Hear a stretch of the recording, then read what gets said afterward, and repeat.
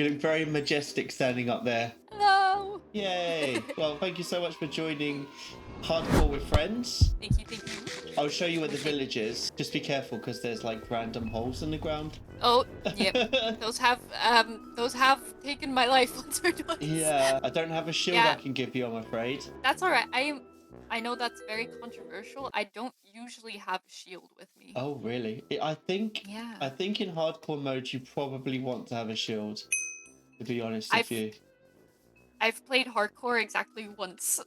And I was so scared. Yeah, how did you do? I was in the phase of building a house when I got tired, and I was like, okay, I'm gonna end stream now. Oh, okay, so you didn't actually die. So I think I have like a house. No, I did not actually. Oh, nice. I don't know if there's anything in mind that you would like to do on the server. I was, it's kind of like my signature thing that I build a mushroom wherever I go. So I think that would be an idea. That sounds like a fantastic idea. What if we make the base diorite and then the top acacia? We might need to get some more diorite. I think TJ used all the diorite I had. Fun fact, did you know that you can actually set the game language to Swiss German? Oh, right. They actually have Swiss German in it. Nice. They also have pirate English. Yeah, I know about the pirate English. They have so many language options. In Switzerland, is it common for people to speak like various different languages? Yes, we have 4 total national languages. Okay. German being one of them, then Italian, French, and there's also a 4th one called Romansh. Oh, right. Only very few people speak it. I personally only know one person that speaks it because it's spoken in like the more mountainous regions of southern Switzerland. So Swiss German technically is not an actual language. It's considered the dialect of German. Oh, okay. So our whole schooling is actually on regular German, in regular German. So it's basically like the first thing we learn as soon as you get into a school setting. You learn to write in German, you learn to speak German. Official communication is also written in actual German, not Swiss German, because Swiss German doesn't actually have any grammar. It's really fun. When I text with my friends, I do text in Swiss German. You also talk in Swiss German. Swiss German in and of itself also has different regional dialects. So you can actually see like different Swiss German dialects as well when you're texting someone. I think it's really funny. It's also mandatory here that in primary school you go to that you learn at least a second national language, and it kind of depends on where you are in Switzerland, which one you get. So I live in the German-speaking part, closer to the French border. So we learn French, but the people, for example, farther down in the south, they have Italian because they're closer to the Italian border.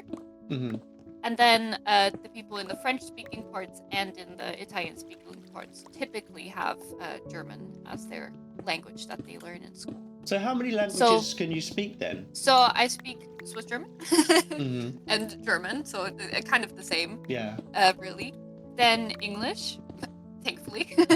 And I can kind of speak a little bit of French. I have not been upkeeping my French, if I'm very honest. I can understand it pretty well if it's written. Speaking, French people speak French really fast. So I have like a little bit of a hard time. And I can communicate a little bit. I did take 2 years of Italian, but I can order a pizza and that's about it. And for my degree, I'm currently studying history and classical studies. I do have to take Latin.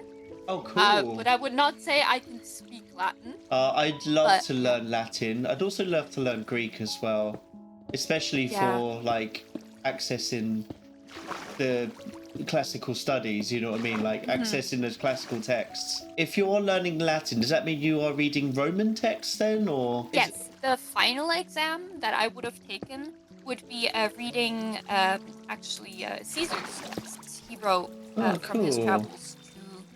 I think it's called Bella Gallica, where he's in basically where Switzerland now is. That's why they chose that literature.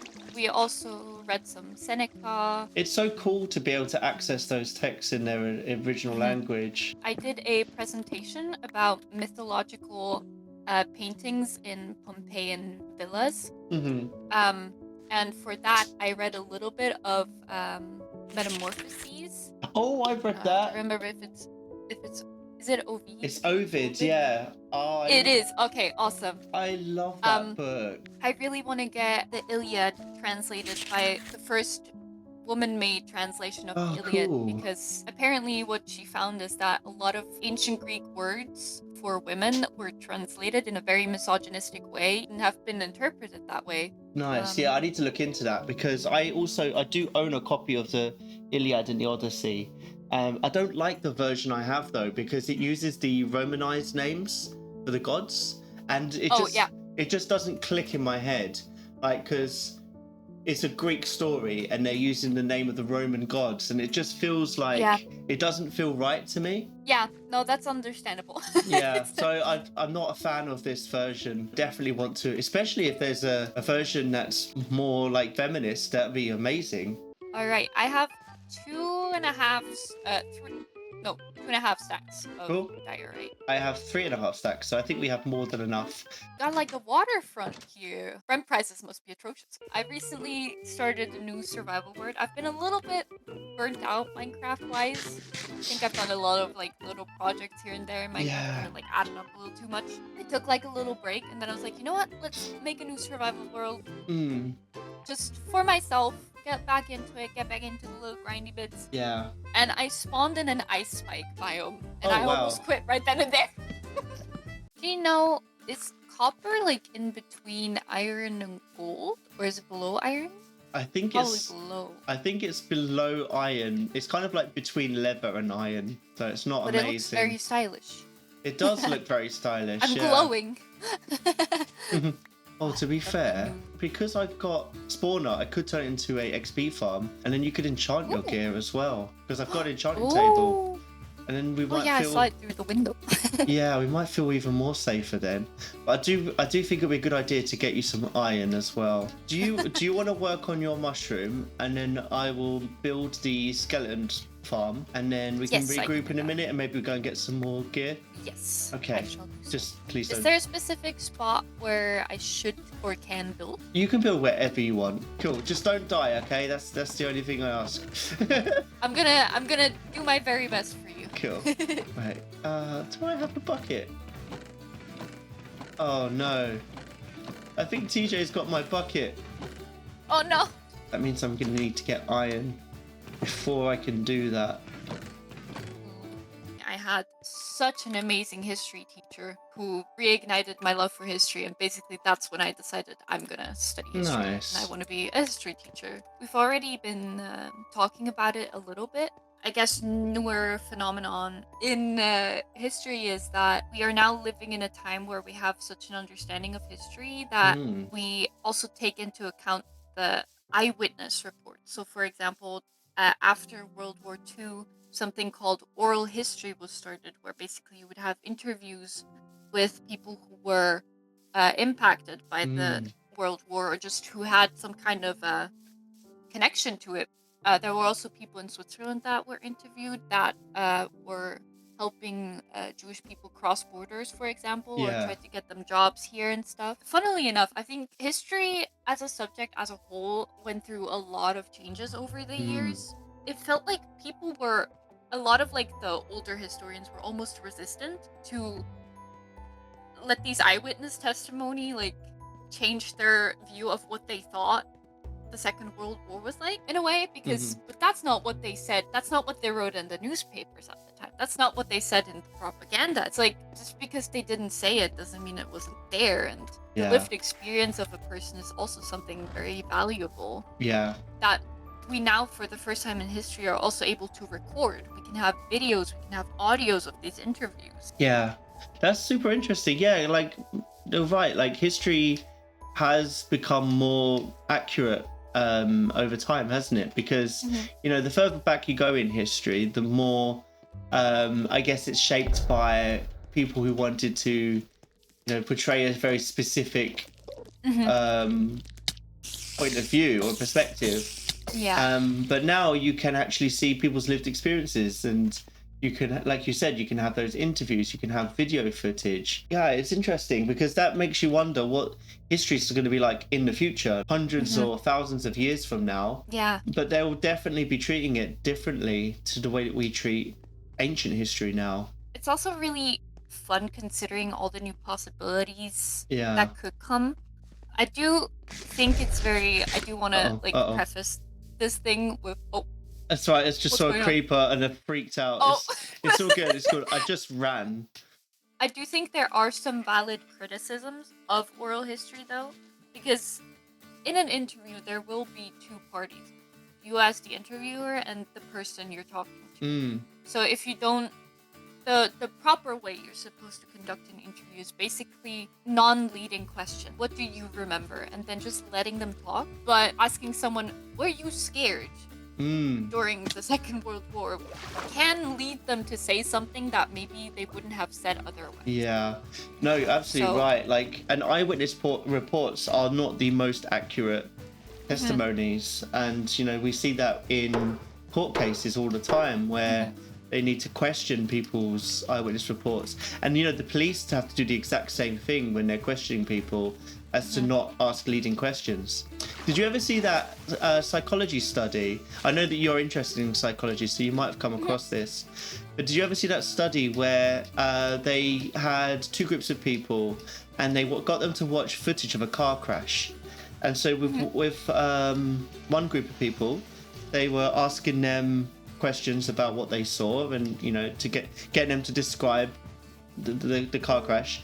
The other group of people, they were asking leading questions. So they were asking them, when the car smashed into the other car, was there glass? So obviously using the word smash and, you know, suggesting that there was glass or, you know, that kind of thing, it completely changed their eyewitness testimonies, even though both groups saw the same footage. So I had a class that was social studies where we had sociology, we had a bit of psychology, and we had a bit of ethics. Ooh. And in those psychology classes, we watched a video. It was a staged video of a woman getting attacked and robbed of a purse. Okay. And then we saw the face of the attacker in multiple shots. And then in the end, at the end of the video, they gave us 6 faces of people that looked kind of similar. And the main point was basically, which one of these people was it? Which one of these men was the attacker? And a lot of people in our class had very varying answers. And I was so sure I had the right guy. I was wrong as well. Yeah. Because you only saw them for like split seconds, as if you were like... the camera was also shaking while it was running after him. So it was basically like a simulation of if that was your purse that got stolen and you're trying to catch up to him. Like the little glimpses you would get from running after them. It was really, really interesting to see because all of us were so convinced that we had the right guy, but only very little of us actually would have identified correctly. Yeah. That's why it's so important that you can't just go after eyewitness testimony. There's also a video, I don't know if you've ever seen that one. I've seen it many times. It's a group of people playing a ball game. Like they're passing a ball around, they're walking around, they're all wearing white, I think. I have seen that. And they tell you to count the passes of the ball. Yeah. So you focus on passing the ball.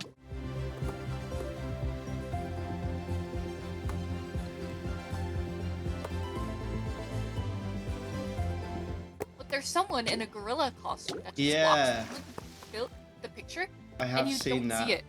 You don't notice it. And that's the craziest thing. It's like the elephant in the room, but it's the gorilla in the room and you don't see it. Yeah, I do apologize right now. I am in the middle of the ocean, so I can't sleep. So maybe just go somewhere safe, and then I am in my little shape of a mushroom that I have built. Yeah, cool. I will let you know where I can sleep. I'm sleeping now, by the way, so you can also sleep. I cannot. There are monsters nearby. Oh no. I have to be somewhere close, but I can't hear anything. Oh, there's a creeper underneath your house. Oh, well, yeah, that makes sense. It's dead. I heard. Maybe I should have lit this up before I started covering it. I was so focused on talking. Hey, you know, you're all good. I'm going to place some torches around the local area. Awesome. I didn't find any iron on that adventure, by the way. No? No. Oh, I just found some. It's 2 pieces. I walked towards your skeleton farm. Ah. But if you want to keep those, you can make yourself a shield. That might be a good idea. Oh, I found some iron. Awesome. Oh, by the way, at some point, I would like to get the guests that have been playing on this server to rejoin for the Ender Dragon. Ooh, which I thought could be really cool. Because there's no way I'm fighting the Ender Dragon on my own.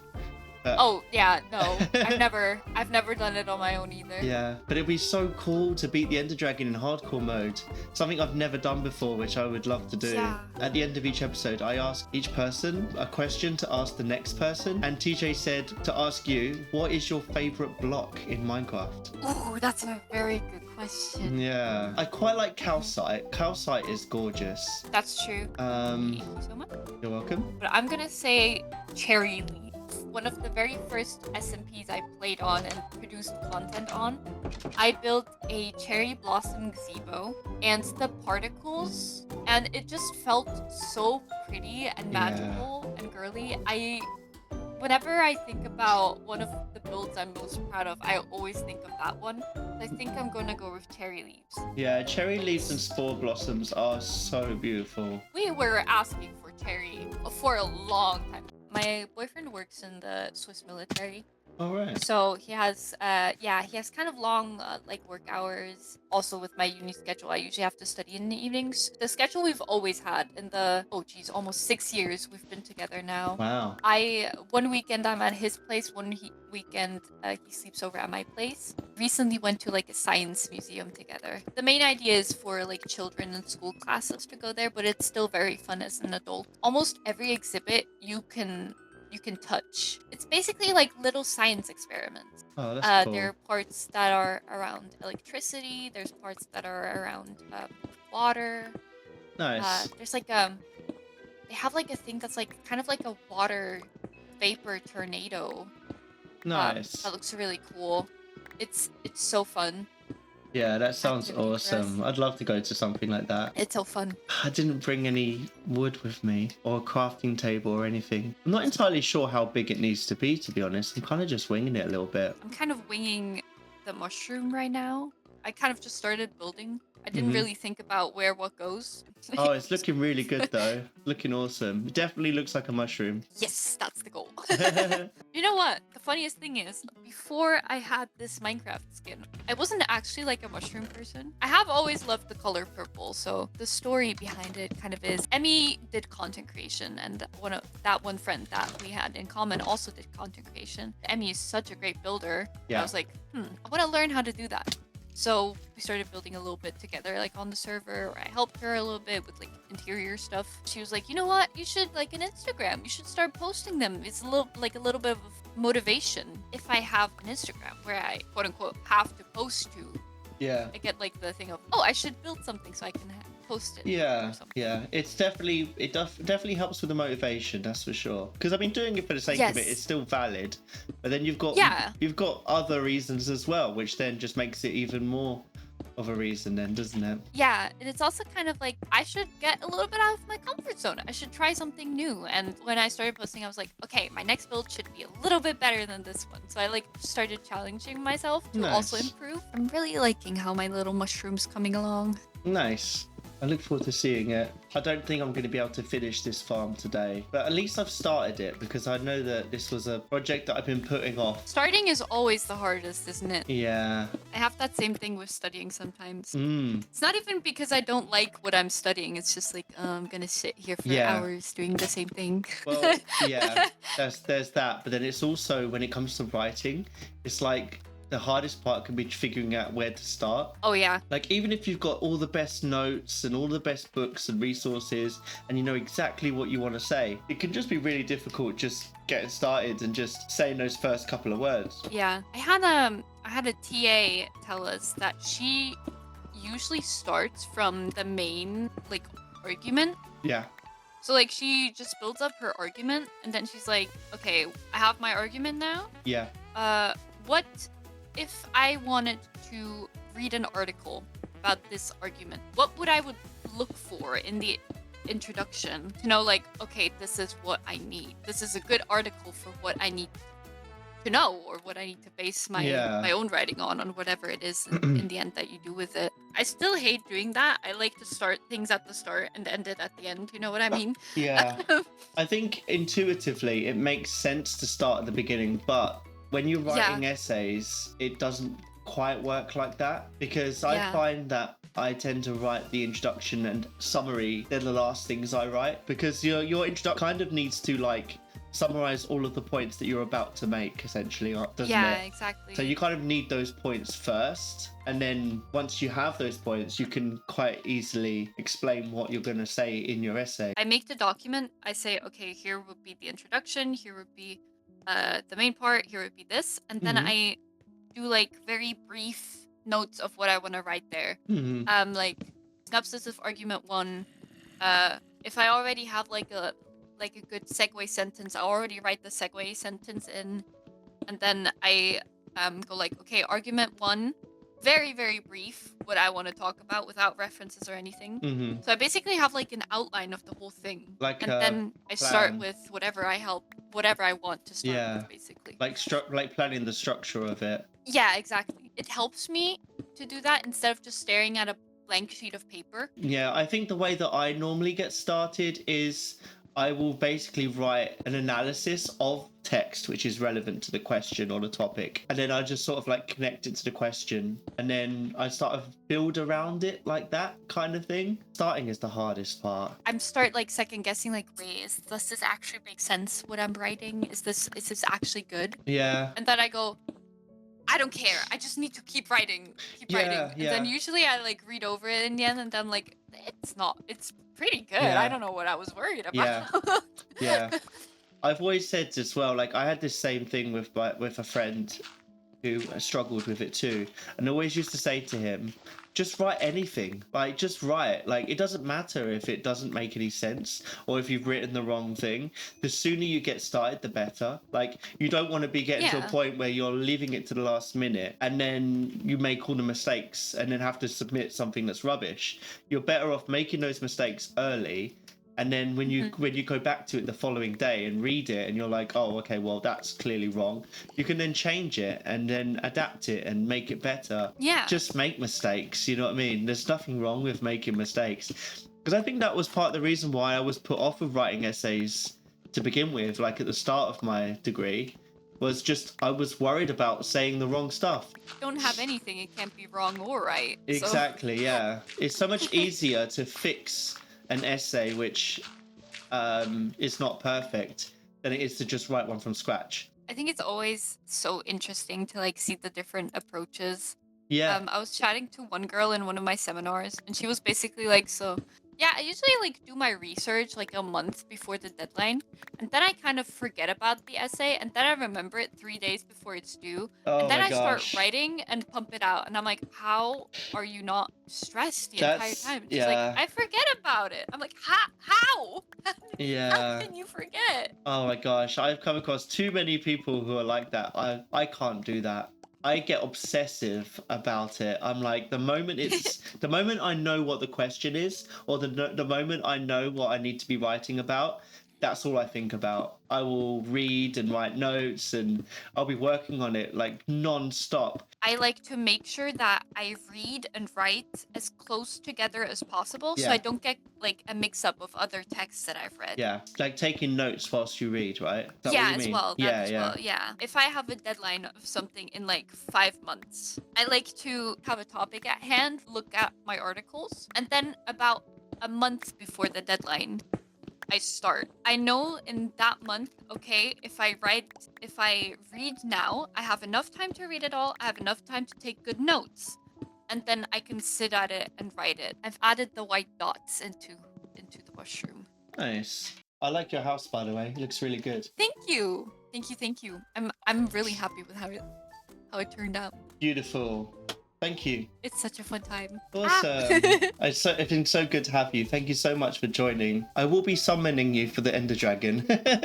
Yes. At some point, if I survive long enough. Did you have a question that you would like to ask the next person who joins us? I would like to know what the next person's favorite hostile mob is. That's a good one to think about for me as well.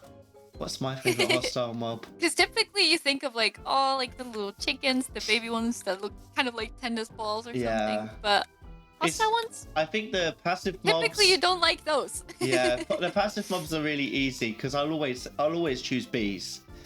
But So hostile mob, that's tough. Thank you so much for hanging out. I really, really appreciate it. You've been amazing. And thank you. Yeah, it's just been awesome listening to your interesting stories and everything. I think you're awesome. Do you have anything you want to plug, by the way, to the viewers? I would love to plug my Twitch, which is just Nananobody _. Yep. Because Nananobody in and of itself was taken.